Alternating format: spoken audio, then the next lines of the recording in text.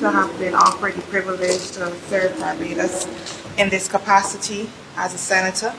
I am grateful to the Prime Minister, the Barbados Labour Party, my mother and my family for the support over the years, but also to those who have walked with me throughout the many phases of my life thus far, from the Barbados National Youth Parliament, the Barbados Youth Development Council and the other community groups, to the young women that we work with through Pink Parliament and through leadership.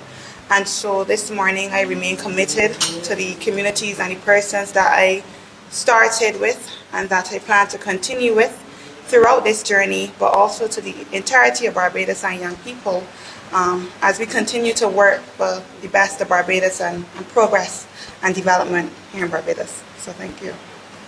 What are some of the issues or some of the topics you plan to represent the youth in? So there are many concerns that young people have, and the government has been committed to addressing many of those concerns. And as we continue, things such as ensuring that the education, transformation, food security and climate change are of course top of mind, and also ensuring that we continue to provide opportunities for young people to thrive both in Barbados and abroad are of course priority. Were you shocked by the appointment? Yes, it was.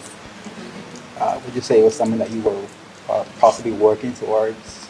I don't know that I was necessarily working towards being a senator, but I do know that I was working towards continuously offering myself in service and in leadership, and so this feels as though it is a progression and one that I appreciate and definitely will value and do my best to ensure that persons who have put their faith in me are not disappointed.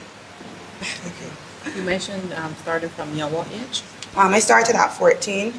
My first activity, my first community outreach was the Barbados Youth Development Youth Festival. I went on to be the secretary there, and then I continued through youth organizations like the United Youth Leaders of Barbados, obviously serving as Prime Minister of Youth Parliament, and then I've served in other capacities throughout my life. So you're hoping to one day be Prime Minister? I am hoping to continue to offer myself in service, and if so called, then yes.